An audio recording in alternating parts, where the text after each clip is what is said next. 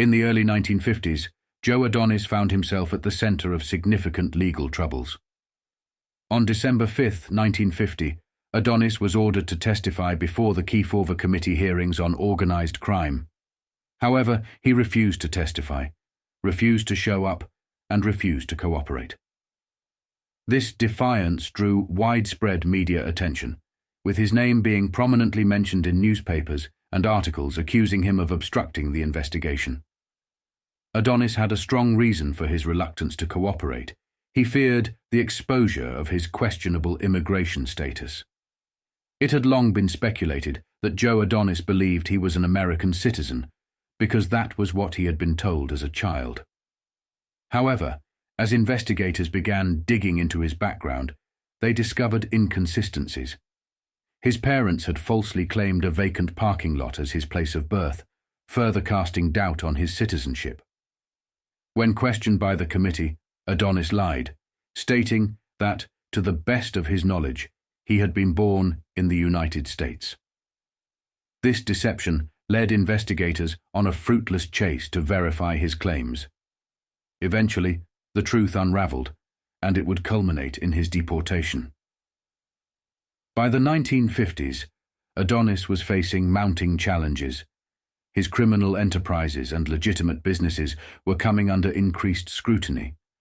His political allies and contacts, who had once provided him with significant protection and influence, began to distance themselves as his ties to criminal activities became more apparent. Adonis, like his former associate Lucky Luciano, was experiencing the slow erosion of his power base. His involvement in narcotics trafficking, gambling operations, multiple murders, and extortion schemes, particularly within labor unions, was becoming too public to ignore. One of Adonis's significant business ventures was his stake in the Copacabana Club, a famous nightclub in New York. His influence also extended to Detroit, where he had connections with the Joe Zerilli factions. As a major player in organized crime, his political contacts were second only to Frank Costello. Together, Adonis and Costello wielded considerable influence over the political landscape of both New York and the broader American underworld. On January 6, 1951, Senator Estes Kefauver, chairman of the Senate Crime Committee, announced that contempt actions against 3 key witnesses, including Joe Adonis, had been deferred. The committee gave the witnesses 2 weeks to reconsider their refusal to answer questions. Though the witnesses were not identified at the time, it was clear that the committee believed they could provide valuable information if they chose to cooperate. The committee had already voted to recommend contempt charges against both Joe Adonis and Chicago mobster Anthony J. Tony Accardo due to their refusal to testify. Conviction on each count of contempt carried the possibility of a 1-year jail sentence, a $1,000 fine, or both. While the threat of legal repercussions loomed, some witnesses hinted through their attorneys that they might be willing to cooperate to avoid these penalties. Harry Russell, a former bookmaking partner of Accardo, had already pleaded innocent to a contempt indictment after refusing to cooperate with the committee. The legal challenges Joe Adonis faced were emblematic of a broader crackdown on organized crime figures during this era. His refusal to cooperate and the subsequent investigations into his criminal activities marked the beginning of the end for his influence in both the underworld and political circles. By the 1950s, Joe Adonis had cemented his reputation as one of the key figures in organized crime. He was not merely an associate of notorious gangsters, but a legendary figure in his own right, having played a pivotal role in significant mob gatherings such as the Atlantic City Convention, the Chicago Convention of the 1930s, and the Havana Conference. He was also one of the men who bid farewell to Charlie Lucky Luciano aboard the ship Laura Keene, signaling the end of Luciano's reign in America. However, as the years passed, Adonis's own time in the United States was running out. He, like many of his counterparts, was caught in the increasing scrutiny of law enforcement and shifting power dynamics within the underworld.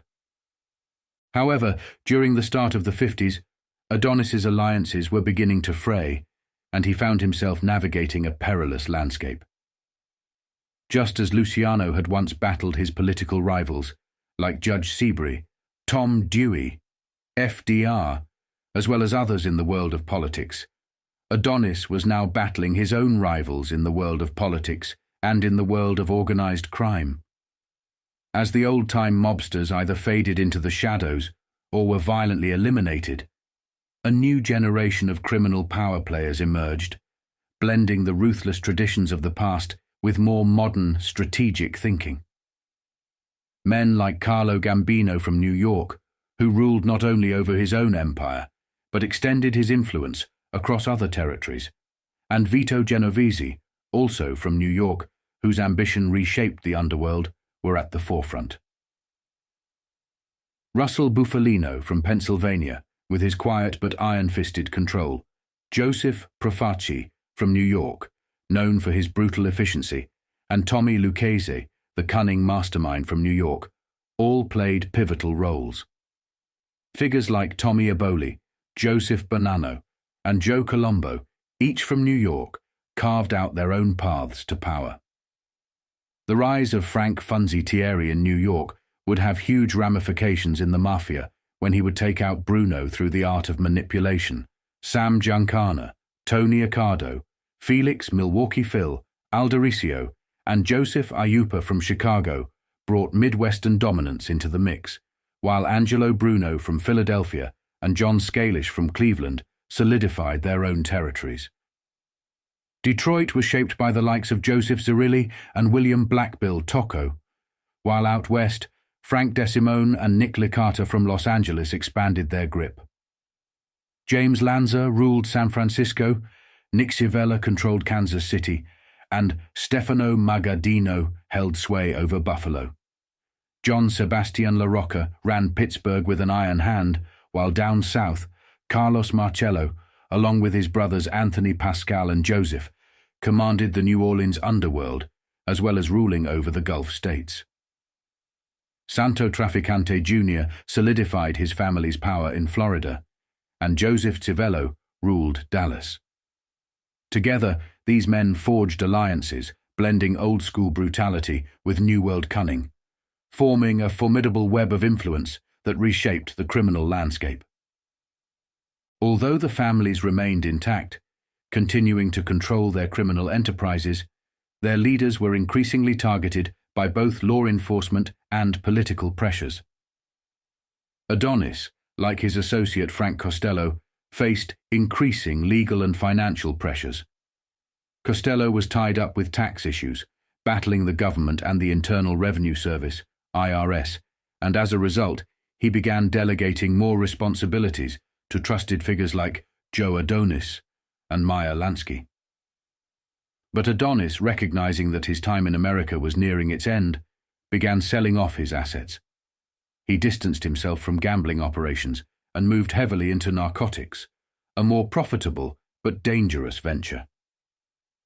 Lansky, always ahead of the curve, saw this shift and began forming new alliances, including supporting the rise of Gambino. As the Senate Crime Committee hearings continued, Senator Estes Kefauver led a relentless investigation into organized crime figures like Adonis. The spotlight on organized crime in the mid-20th century grew brighter, not only because of the wealth and power these figures amassed, but also due to their deepening involvement in the narcotics trade. It was something that even the legendary Charlie "Lucky" Luciano sought to rectify during the infamous Havana Conference of 1946. Luciano knew the storm brewing on the horizon. Interpol and European authorities were closing in, creating specialized agencies to crack down on the drug trade. They were doing so, he argued, because a wave of returning soldiers from World War II had become addicted to drugs like heroin and opium, using them as pain relief from both physical and psychological wounds. But instead of addressing the root causes of PTSD and treating these veterans with care, society chose to scapegoat narcotics. Luciano, with his far-reaching wisdom, warned his American associates that continuing in the drug trade would bring ruin. He advised them to shift their focus to gambling and other avenues that could be legitimized. He emphasized the importance of cutting ties with narcotics and avoiding the greed that could destroy their entire operation. Greed and drugs, he famously said, would be their undoing if they didn't heed his warning. But his advice fell on deaf ears, and as the 1950s rolled in, the consequences of their violent and public lives came crashing down. Figures like Joe Adonis, Frank Costello, and Meyer Lansky found themselves under scrutiny. Benjamin Bugsy Siegel's murder in 1947 only amplified the public's fascination with the Mafia, and their connections to Hollywood became a matter of great interest. Luciano himself was facing enormous pressure, particularly from Harry Anslinger, the head of the Narcotics Bureau, who seemed obsessed with taking him down. In a bold move, Luciano wrote to Anslinger, offering to dismantle the entire narcotics trade if it would get him back to the United States. His proposal was audacious. Luciano claimed he could organize the suppliers and choke off the flow of drugs into the States. After all, he knew the players. They were men like Vito Genovese, who had already tied the supply lines together. But Anslinger, perhaps more interested in his personal crusade against Luciano, rejected the offer. Luciano's desperation was palpable. He was either genuinely seeking redemption or simply looking for a way back into the country. But Washington had no interest in his help. The Kefauver Committee was hot on the trail of organized crime, and Luciano's name became a tool for politicians and law enforcement to bolster their careers. They were content to let his reputation fester as the so-called head of narcotics, even as the real drug trade flourished unchecked. The pressure mounted, and Luciano faced relentless harassment. The newly appointed chief Giovanni Florita became another thorn in his side, conspiring with Charles Siragusa of the Narcotics Bureau to frame Luciano as the mastermind behind the drug trade. At one point, they even enlisted a Contessa to set Luciano up with a staged narcotics deal. But Luciano, ever sharp, saw through the ruse and exploded in anger, physically confronting the woman. In a dramatic moment, he tore her dress off and demanded to know the truth, ultimately confirming that Florita and Siragusa were behind the plot. Despite these ongoing schemes, Luciano's entanglements continued to worsen. A scandal broke in Italy involving government-licensed heroin producers, and though Luciano had only introduced 2 acquaintances for a legitimate business deal, the newspapers spun it into a major narcotics operation. His connection to men like Joe Biondo and Egidio Calascibetta made him look guilty by association, and Siragusa seized on this opportunity, claiming he had finally found the proof to bring Luciano down. But, as always, Luciano maintained his innocence, noting that Siragusa could twist facts to suit his agenda. "Siragusa knew less arithmetic than I ever learned grammar," Luciano quipped. Yet, despite his wit and cunning, the noose around him tightened, and the empire of organized crime built on greed, violence, and narcotics began to crumble. The seeds of destruction were sown long before, when men like Joe Adonis and his peers ignored the warnings of the one man who could see the storm coming. Lucky Luciano. Joe Adonis watched the proceedings from the sidelines.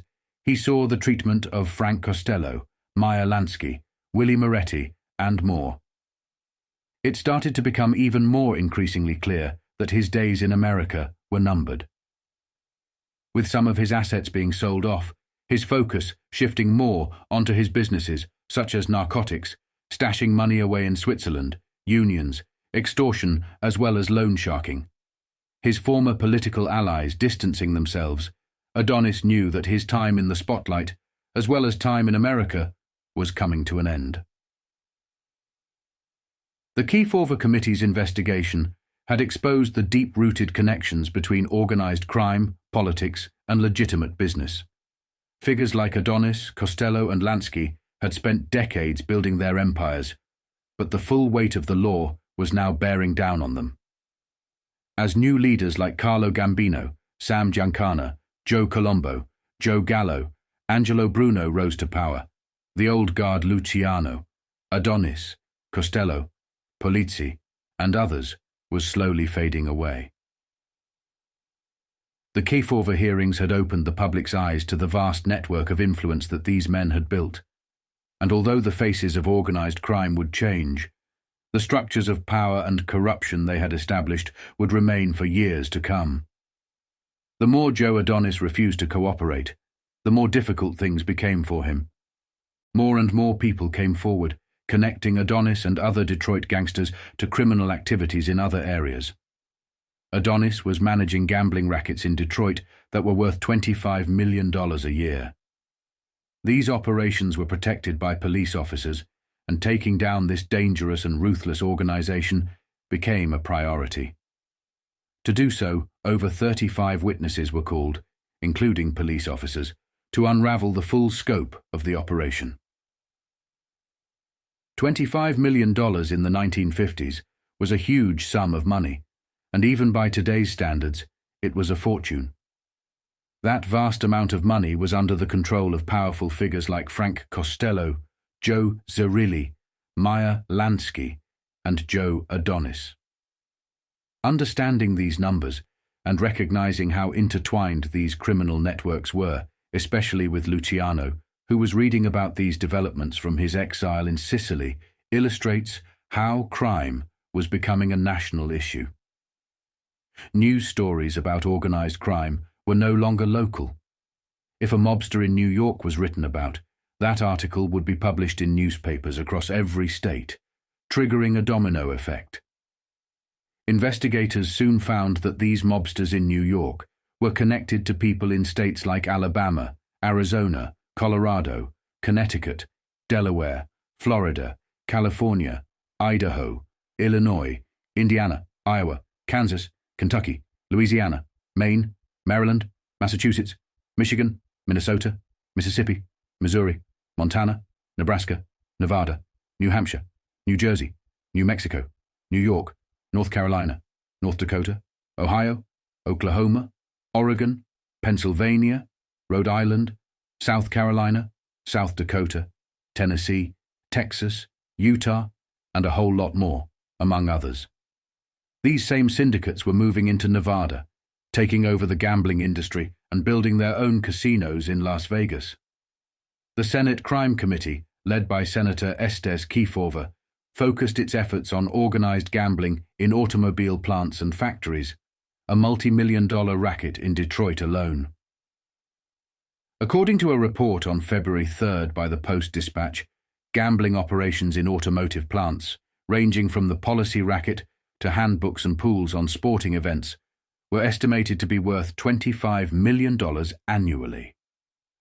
One of the more notable incidents involved a $250,000 syndicate that operated during a 23-day strike in 1949 at the River Rouge plant of the Ford Motor Company, where 65,000 men were left idle.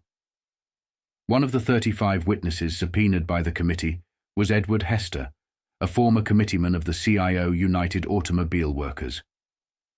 Hester had been arrested 2 years earlier for leading a $5 million a year mutuel betting ring operating inside the Rouge plant. He was awaiting trial on an attempted murder charge. Another witness, Frank Nowinski, who had recently been fined $1,000 and placed on probation for his involvement in the Snoozle Mutual's house gambling operation, was also called to testify. His syndicate had reportedly grossed $20 million a year in the area. Investigators sought to establish whether widespread gambling in Detroit was connected to national crime syndicates operating in cities like New York, Chicago, Toledo, Cleveland, and other major cities. Among those subpoenaed were Stanley Brinsky and his brother Joseph, who had been repeatedly fined for operating a numbers racket. The brothers ran the Polish bank Mutuel's house, reputed to have generated $5 million annually in the local area. The committee also sought clues to the unsolved assassination attempts on Walter Reuther, the president of the United Automobile Workers, and his brother Victor Reuther, the educational director of the union. In 1948, Walter Reuther was the victim of a shotgun ambush that left him with permanent damage to his right arm. 13 months later, his brother Victor was similarly attacked, losing his right eye. Despite rewards totaling $217,500, no definite leads were ever developed. One police theory suggested that gangsters involved in gambling at the big automobile plants might have ordered the shootings, as Walter Reuther had cooperated with management to stamp out gambling in the plants. While Reuther had not crusaded against gambling, he also had not supported union members implicated in the widespread gambling operations. Some shop stewards who had profited from policy games and baseball pools in the plants were ousted after Reuther's election and replaced by his supporters. Despite periodic arrests, commercialized gambling continued to thrive in Detroit's automobile plants. While management frowned upon it when it affected production, neither company executives nor union officials made a serious effort to enforce the law. The Senate Crime Committee's investigation also expanded to include the legitimate investments of organized crime figures. Many mobsters used funds derived from illicit enterprises to buy control of legitimate businesses. The committee focused particularly on gangster ownership of hauling companies licensed by the Interstate Commerce Commission. These companies hauled automobiles from Detroit to cities like St. Louis, as well as points in Oklahoma, Arizona, and other southwestern states. One company of interest to the committee was the Automotive Conveying Company, controlled by Joseph Dotto, also known as Joe Adonis. Adonis had made a fortune transporting new automobiles from the Ford assembly plant in Edgewater, New Jersey, to New York and other eastern cities. Adonis, as he was commonly called, refused to answer questions about his investment in the hauling company during a December committee hearing in Washington. However, John Bogus, a former Federal Bureau of Investigation officer who was now vice president of the Ford Motor Company specializing in personnel, informed the committee that the company was aware of Adonis's connection to the transport firm and was concerned about it. However, Ford had no means of terminating the arrangement, as no other shipping alternatives were feasible. The Automotive Conveying Company was the only licensed carrier in the Edgewater area and had been doing business with the Ford plant for 15 years. As part of its investigation into Adonis's business dealings, the committee also subpoenaed Harry Bennett, a former right-hand man to the late Henry Ford. Bennett had developed a private police force made up of paroled convicts and underworld figures employed as servicemen at the Ford plant. His connections to the criminal underworld, particularly through his dealings with figures like Joe Adonis, were of interest to the committee. Bennett had initially risen to power by protecting the Ford family from potential kidnappings, and had reportedly used his underworld connections to aid law enforcement in solving various crimes. However, he had also helped set up gangsters in legitimate businesses, many of which did business with the Ford Motor Company. The committee aimed to uncover whether Bennett had played a role in forming the Adonis hauling firm and to probe his contacts with other underworld figures throughout the country. The committee's investigation also uncovered connections between organized crime and the Hazel Park Racing Association. Anthony Zerilli, the 23-year-old vice president of an auto sales company, was revealed to be a principal stockholder in the racing association, with his stock valued at $93,000. He was the son of Joe Zerilli, a notorious Prohibition-era gangster. Another significant stockholder was Benjamin Fretty, a Toledo real estate dealer whose brother Joe was a gambling czar in the area. Nicholas Scott, also known as Nicky Paul, an employee of the Webster Inn, a notorious gambling establishment near the Michigan border, was also found to be involved. As the investigation continued, it became clear that the reach of organized crime extended far beyond Detroit, with ties to syndicates in cities across the country. These operations were deeply rooted in both illegal gambling and legitimate businesses, revealing a complex web of influence that spanned from the automobile plants of Detroit to the casinos of Las Vegas. By May 24, 1951, American authorities had grown tired of Joe Adonis's evasive maneuvers. Adonis had invoked the Fifth Amendment during questioning and lied about his birthplace, as well as his involvement in gambling operations, which had started to catch up with him. On May 21st, the newspapers once again plastered his name across headlines.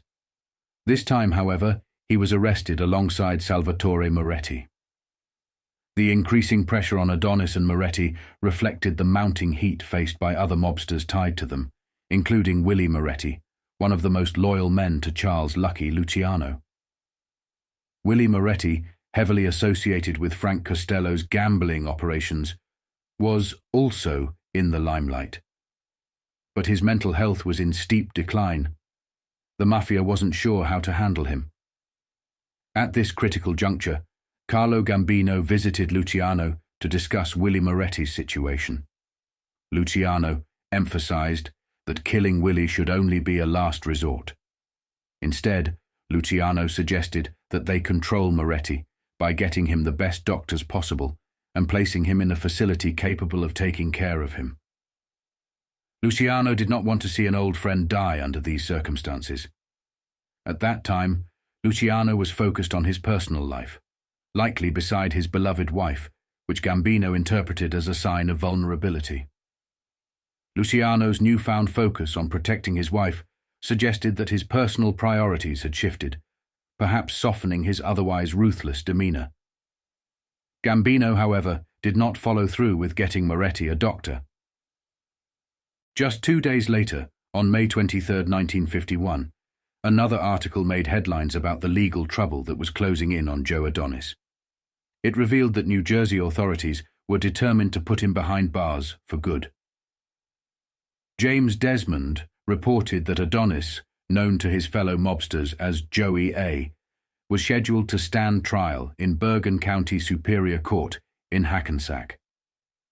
Alongside him stood 4 other defendants, including Salvatore Moretti, for running large-scale crap games in Fort Lee and Lodi, New Jersey. The 5 men were charged on 4 counts, 1 for conspiring to run the dice games and 3 for operating them at separate locations. A conviction on the conspiracy charge alone carried a maximum penalty of 3 years in prison and a fine of $3,000, while the actual gambling charges each carried a maximum of 5 years and $5,000 in fines. The fate of the trial, however, was still uncertain. Adonis's legal team was working behind the scenes to avoid trial by offering to plead guilty on the condition that all 5 defendants would receive short sentences. Their co-defendant, Salvatore Moretti, was a well-known figure from the old Murder Incorporated syndicate. The other 3 defendants, James Piggy Lynch, Arthur Longano, and Anthony Tony Green Guarini, were lesser known but still implicated.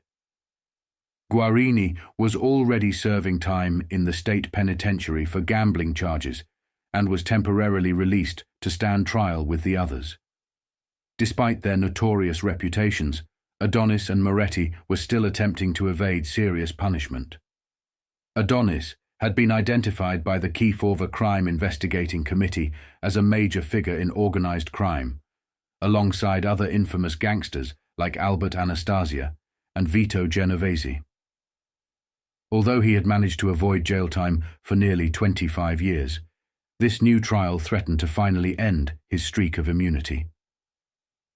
Adonis's influence in Brooklyn's criminal underworld extended back to the 1920s, where he had been involved in rackets such as gambling, hijacking, and dope smuggling. He had also been a major decision-maker in the infamous Murder Incorporated, an organized crime group known for its contract killings. Despite these associations, Adonis had managed to avoid any substantial legal penalties. His total fines up to that point amounted to just $625. Born Joseph Dotto, Adonis had begun his criminal career as a rum runner during Prohibition. For years, he operated a speakeasy in Brooklyn at 4th Avenue and Carroll Street, a place frequented by local politicians. By the late 1930s, he had risen in power, becoming a counterpart to James J. Hines, a Tammany Hall leader who had been jailed by Thomas Dewey for his involvement with Dutch Schultz's criminal empire. However, Adonis's fortunes changed after the war. Under increasing pressure from law enforcement, he sold his lavish home in Brooklyn and moved to Fort Lee, New Jersey, where he now lived in a $100,000 mansion. But even his move to the suburbs couldn't protect him from the law. The trial, if it proceeded, would be a drawn-out affair, with the state planning to call 100 witnesses, including Willie Moretti's brother, notorious Newark crime boss Abner Longy Zwillman, and several other key figures in the Jersey underworld. The prosecution was set to be led by New Jersey's Attorney General Theodore Parsons, with the assistance of Deputy Attorney General Nelson Stamler, who had spearheaded the investigation that led to Adonis's indictment. The defense, led by John Selzer, planned to expose the hypocrisy of public gambling by calling high-profile witnesses, including society figures and politicians who had frequented the gambling dens in question. Even if Adonis managed to evade conviction in New Jersey, his legal troubles were far from over. He was also facing indictment in Manhattan for conspiracy to bring gamblers from New York to New Jersey. In addition, Adonis was under investigation for income tax evasion and contempt of court charges stemming from his refusal to cooperate with the Kefauver Committee. The golden age of mobsters like Joe Adonis was coming to an end. Once untouchable, Adonis now faced the very real prospect of losing his freedom, his fortune, and his long-standing influence in the criminal underworld. In the mid-1950s, Charlie "Lucky" Luciano, who was living in Sicily at the time, closely followed the Kefauver Committee hearings despite not owning a personal television. Instead, Luciano would go to his local cinema, sit down, and watch newsreels covering the hearings. These reels featured his old associates, such as Frank Costello, Willie Moretti, and Joe Adonis. The news segments were brief, offering only a few minutes of information, but they provided Luciano with a glimpse of what was happening back in the United States. As the hearings progressed, Luciano eventually obtained a full report. He meticulously went through its pages, later describing it as a bunch of baloney. He would later give an interview, expressing his views on the hearings once they started to fade from public attention. Luciano believed that some of the senators involved were either working for organized crime themselves or were targeting Catholic and Jewish gangsters out of racial and religious bias, particularly those from the South with Protestant backgrounds. According to Luciano, the idea of a national crime syndicate, which had been proposed by Senator Kefauver and Henry Anslinger, was a myth. Most Americans, along with the FBI and other Justice Department agencies tasked with investigating corruption, maintained that no such syndicate existed. Luciano believed these men had, at most, loose agreements concerning gambling and nothing more. In an interview, Luciano shared his final thoughts on what Kefauver had failed to address. He expressed his desire to return to the United States to defend himself against the accusations that had been leveled against him. Luciano was particularly upset with the way Thomas Dewey had orchestrated his trial, which ultimately led to his deportation.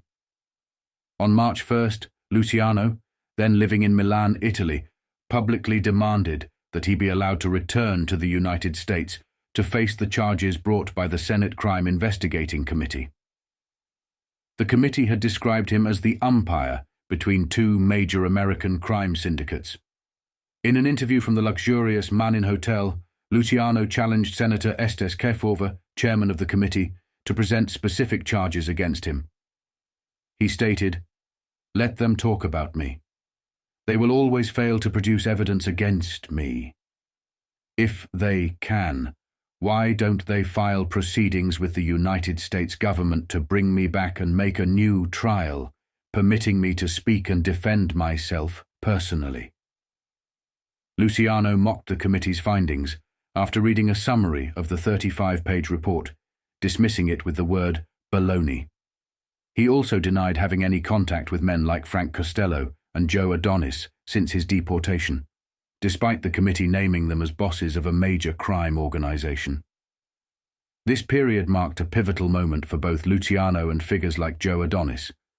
Luciano's plea to return to the US was an effort to clear his name, as he felt the accusations against him were largely unsubstantiated.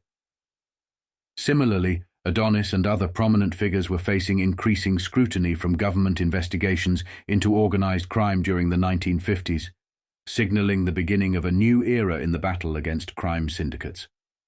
Joe Adonis, Meyer Lansky, Frank Costello, Tommy Lucchese, Frank Scalise, Longy Zwillman, and other notorious mobsters of the Prohibition era began transitioning from their criminal enterprises into legitimate businesses during the 1950s, a development that caught both the media and public attention.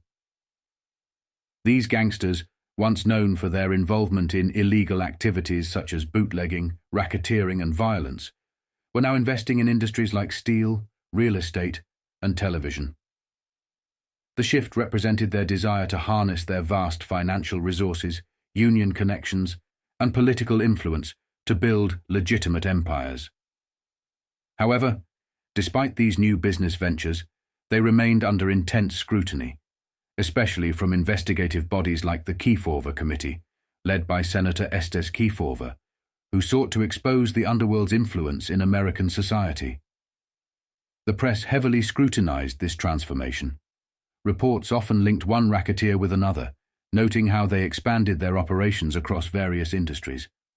For example, gangsters like Frank Costello, who had previously controlled significant criminal operations, were now involved in ventures such as the King Oil Company in Texas and various television corporations. Costello revealed during the Kefauver hearings that he once invested $40,000 in the Teleking Television Corporation.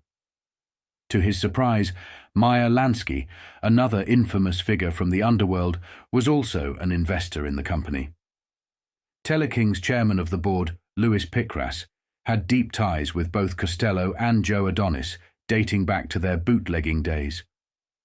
In fact, Pickras was a partner in building the Flamingo Hotel in Las Vegas with Bugsy Siegel. Costello mentioned that he sold off some of his holdings, including his share of Teleking, but continued to own stock in another television company. His business dealings extended beyond media. For example, he profited from a cluster of Wall Street buildings he sold the previous year, earning about $150,000. Additionally, Costello once controlled the historic Whiteley distillery in Burman, Scotland. Other mob figures followed a similar path. Frank Erickson, another prominent mobster, controlled the Park Avenue Corporation, which leased properties to exclusive venues like the Park Avenue Theater. In Miami, a Minneapolis racketeer who had served time for a kidnapping was involved in the ownership of the land beneath Miami Beach's Hotel Martinique. Notable figures in the Miami Beach real estate scene included Isidore Kid Can Blumenfield and his brothers, as well as Cleveland mobster Al Polizzi and Joe Scarface Bomarito. In Detroit, Morris Mo Dalitz, a close associate of Lucky Luciano, held significant investments in the Detroit Steel Corporation, along with partners Sam Tucker, Maury Kleiman, and Louis Rothkopf, all of whom avoided testifying before the Senate Crime Investigation Committee.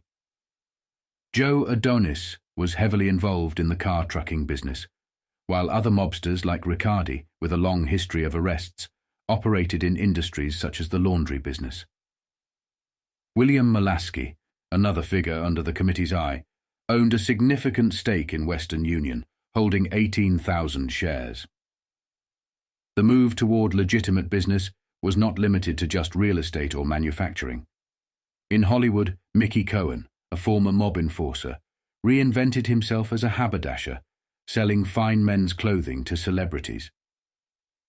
This quest for respectability among mobsters arguably began in Miami. During one of the periods when he sought to escape law enforcement pressure, Al Capone retreated to Miami, where he built a lavish stucco mansion on one of Biscayne Bay's islands.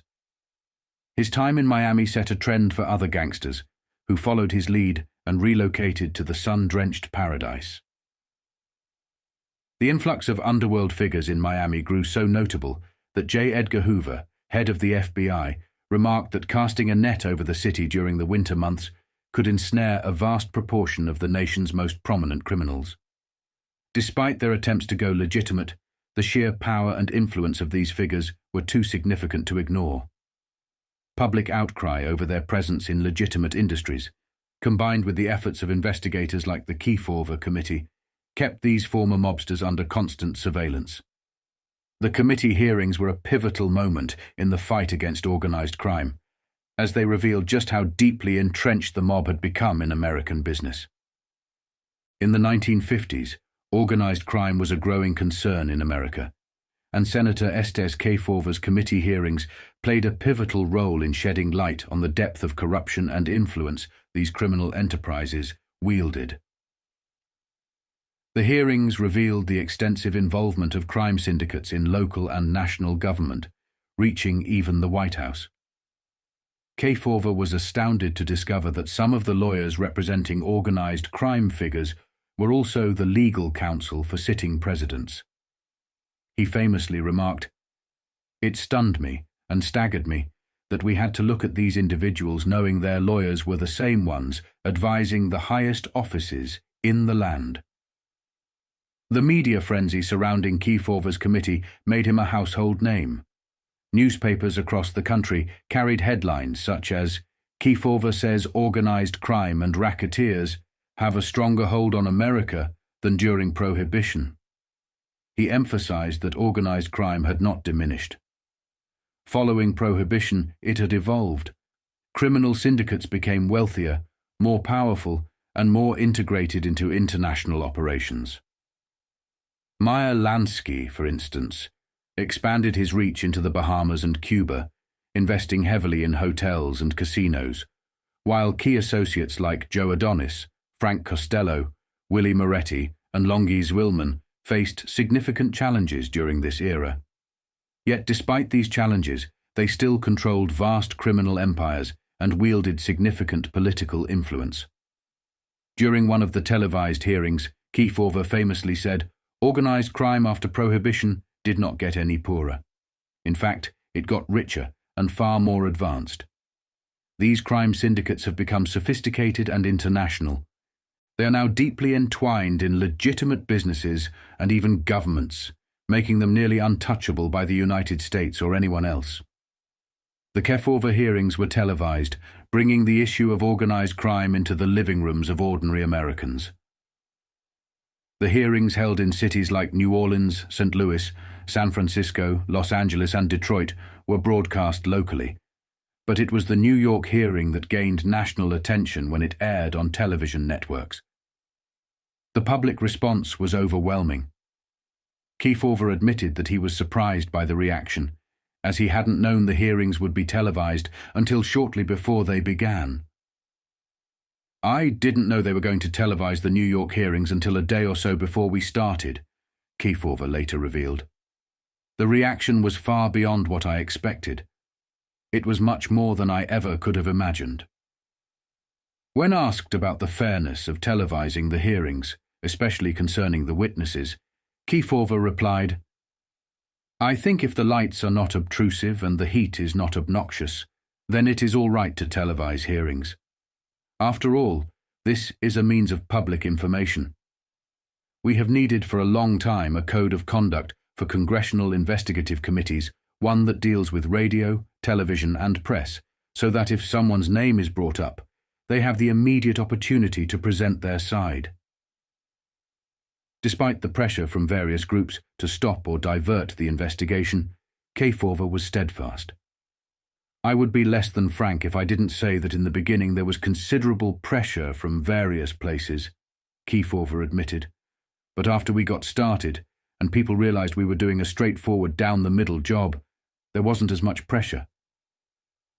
When asked whether this pressure was political, Kefauver acknowledged, "In some cases it was political, but not as much as you might think. I never got any pressure from anyone at the White House, nor from the Democratic National Committee, although I'm sure some of the things we were uncovering weren't very pleasing to them." Kefauver's committee uncovered significant information about the deep ties between organized crime and politics, which went far beyond simple bribery. "We're not just dealing with people who want to make a quick buck," Kefauver said. "We're dealing with organizations that have infiltrated nearly every aspect of our society, from business to politics, and they have done so in a way that is difficult to untangle." One of the most striking moments of the hearings came when Kefauver reflected on the sheer scale of the investigation.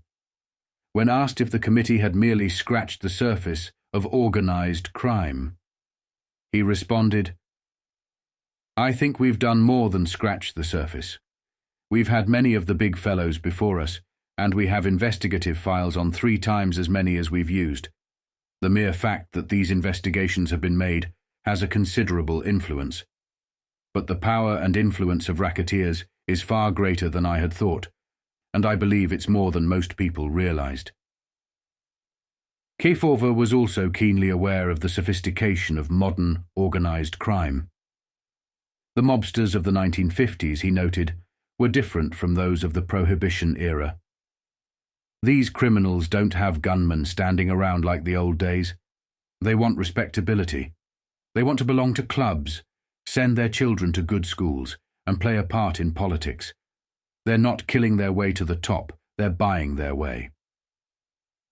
When asked if legalizing gambling would curb organized crime, Kefauver was adamant in his response. "No, I don't think it would help at all. If anything, it would make things worse. Wherever gambling has been legalized, the racketeers have taken over. Look at Nevada. It's become a haven for racketeers from all over the country. They're able to get liquor licenses, gambling licenses, despite efforts to keep them out." Kefauver's investigation also revealed the complexities of modern organized crime. He described how mobsters like Meyer Lansky and Frank Costello operated through legitimate businesses and frontmen, keeping their criminal activities hidden. "They have good lawyers, they have good tax accountants, and they have little fellows around who do the dirty work for them," Kefauver explained. "When the pinch comes, it's usually the little guys who get the brunt of it." One of the most troubling revelations was the Mafia's role in narcotics trafficking. "Running alongside the gambling syndicates is the Mafia, a more cohesive and organized group," Kefauver said. "These are the people involved in narcotics. They know who the Mafia figures are in each region, and they know who to get to do the jobs. They're the enforcement arm, the ones who protect the operations, and, if necessary, commit the murders." Despite the immense challenges, Kefauver remained hopeful that his investigation would lead to meaningful reforms. He believed that the establishment of a special fraud division within the Bureau of Internal Revenue, tasked with investigating gangsters, racketeers, and big-time gamblers, was a significant step forward. This division would help cut through red tape and bring criminals to justice more efficiently, addressing one of the key issues identified in the hearings: the slow pace of tax evasion prosecutions. Kefauver was clear about the importance of public awareness and local engagement in the fight against organized crime. "No amount of federal legislation will solve this problem if the local people aren't interested," he said. "The people in the communities must step up, form crime committees, revamp archaic laws, and take responsibility. The letters we've been receiving show that people are waking up to the problem. They write to us saying, 'We didn't know it was this bad, but now we see it's our responsibility to fix it.'" In his closing remarks during one of the hearings, Kefauver expressed cautious optimism. "If the people remain interested and engaged, I believe we can make progress. But we must be diligent and persistent. Organized crime has grown far too powerful to be defeated easily. Still, with the right laws, proper enforcement, and public vigilance, we can begin to push them back." In the 1950s, organized crime in the United States was becoming a serious issue, with many of the nation's most notorious criminals continuing to operate behind the scenes, despite increased government efforts to stop them. One key figure in this underworld was Frank Costello, a man who was often referred to as the Prime Minister of organized crime, due to his immense influence and control over various criminal enterprises. His power raised important questions in the public's mind. If Costello was considered a prime minister, did that imply the existence of an entire governmental structure within the criminal underworld? If there was such a structure, then an army of enforcers must also exist. Yet much of this operation was kept hidden, even as narcotics activity escalated, and various parts of the government, along with the media, began openly discussing the Mafia. Despite this, figures like FBI Director J. Edgar Hoover and others within the United States government were, in some instances, seen as working with or at least turning a blind eye to these criminal enterprises. The Office of Strategic Services, which had transformed into the CIA, was even rumored to have collaborated with organized crime in operations like the coup d'etat in Guatemala, working closely with mafia groups in New Orleans and other places. In April 1951, Senator Estes Kefauver of Tennessee, who chaired the Senate Crime Investigating Committee, made headlines when he declared that organized crime had a stronger hold on the country than it had during the Prohibition era. He specifically named Frank Costello as the elder statesman of the American underworld. Costello, who had defied Congress and been cited for contempt during hearings, was described as a key figure who could arbitrate disputes among gangsters. Kefauver explained that Costello, along with others like Meyer Lansky, a veteran of the violent days before World War II, operated within a highly interwoven network of criminals. Lansky, in particular, had significant interests in cities like Saratoga, Atlantic City, New Orleans, Florida, and Nevada. When asked about whether organized crime held more power in the 1950s than it had during the days of Al Capone, Kefauver responded with certainty. "I'm sure they do have." He noted that the nature of organized crime had evolved, becoming more refined and subtle. "It's not the old type like Al Capone and that group," Kefauver remarked. "They want respectability. They want to belong to clubs and play a part in politics." This new and old breed of criminals, exemplified by Costello and Lansky, sought to embed themselves within legitimate society, all while maintaining their influence over the shadowy world of organized crime. The government's struggle to expose and combat this well-concealed network would only intensify as the decade progressed. Senator Estes Kefauver began examining organized crime in the United States, not just in the 50s, but something that happened 4 years earlier in 1946. His investigation did not limit itself to individuals like Frank Costello, Meyer Lansky, or Joe Adonis. It extended to numerous other mobsters, such as Willie Moretti, Carlos Marcello, Tommy Lucchese, Tony Accardo, Paul Ricca, Jake Guzik, Santo Trafficante, and members of the Detroit outfit. Among the major figures that came under scrutiny was Lucky Luciano, who had already been deported. The inquiry raised questions about why Luciano, who had been convicted on charges of forced prostitution in the 1930s by prosecutor Thomas Dewey, was released from prison after only 10 years of a 30 to 60-year sentence. Dewey, who later became the governor of New York, commuted Luciano's sentence, allegedly because Luciano had provided valuable information to the U.S. Armed Forces during World War II, aiding in the invasion of Italy. However, the true value of this information was unclear, and many, including the committee, were skeptical of Dewey's motives.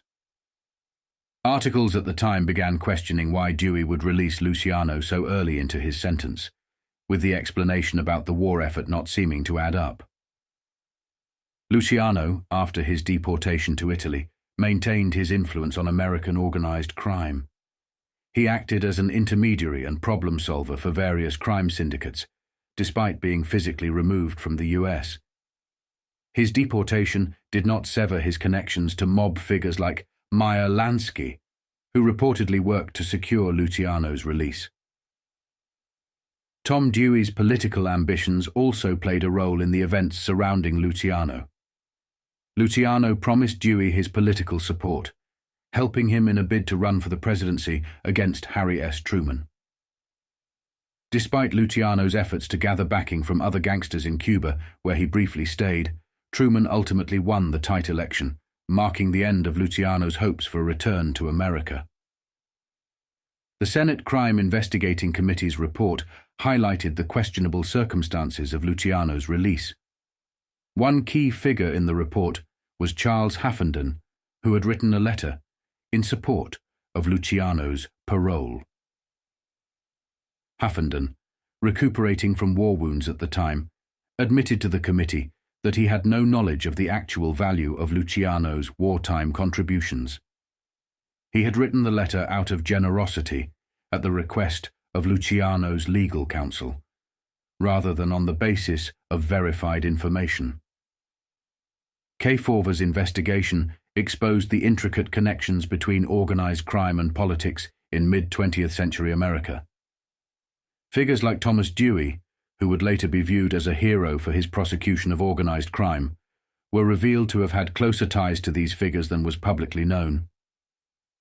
In the 1950s, the influence and power of certain mafia individuals became too substantial to ignore.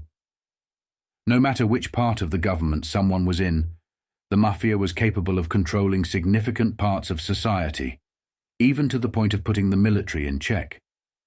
The mafia's ability to shake down the military and have them do their bidding was well documented. In some cases, members of the military actively sought the mafia's help. For example, Albert Anastasia, a notorious mob boss, assisted the military in Pennsylvania and other parts of America by organizing dock workers. As Anastasia spent more time in Pennsylvania during the 1940s, he formed strong alliances with the Bufalino and Magadino factions. These relationships would later benefit Russell Bufalino in years to come, particularly in union matters. These connections between Anastasia's syndicate and the Pennsylvania crime families, including the Bufalino, Ciandra, and Magadino families, played a pivotal role in strengthening the mafia's control over unions and, consequently, politics.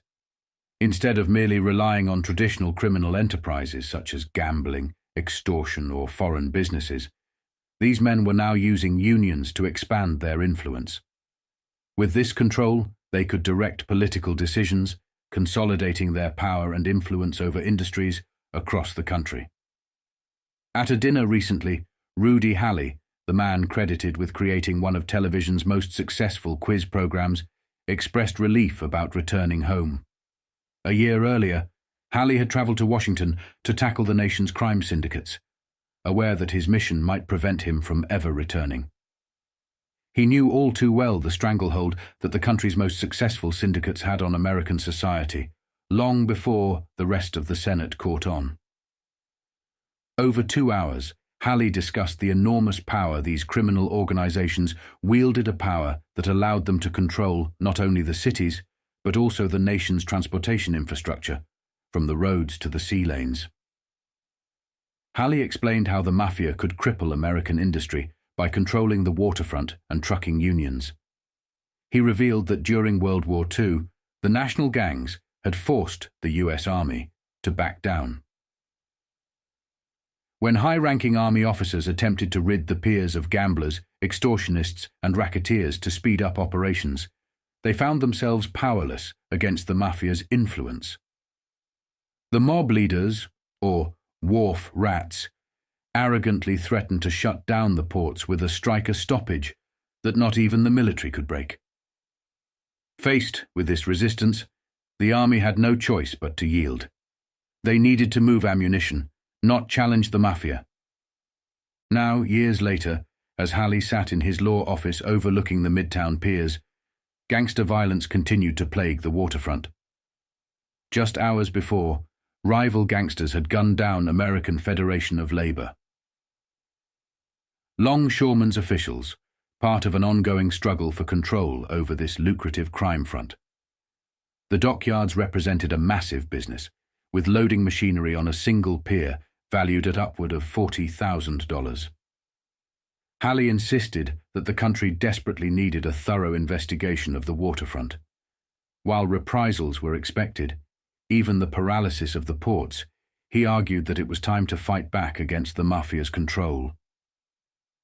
Although the Kefauver Committee had found that hoodlum penetration of labor unions had decreased in recent years, Halley noted that the Mafia still controlled significant portions of the longshoremen's unions, creating one of the most dangerous situations in labor history. He highlighted the involvement of key Mafia figures such as Meyer Lansky, Frank Costello, and Joe Adonis. In the fall of 1950, Joe Adonis and Ed McGrath, a prominent longshoremen's union official, shared a hotel suite for 3 weeks in Hot Springs, Arkansas. The committee also uncovered evidence that just before the infamous killer, Cockeyed Dunn, was captured for murder, he had spent his vacation in Miami with Meyer Lansky. Cockeyed Dunn was eventually deported to Italy and reunited with his old friend Luciano. An interesting detail is that Tommy Eboli's son once shared a story about his own visit to Italy, which he had to make as part of his military service. While there, he met up with Cockeyed Dunn, who later introduced him to the infamous Luciano. Both McGrath and Dunn were deeply embedded in the waterfront's criminal activities, further illustrating the Mafia's chokehold on the nation's ports and unions.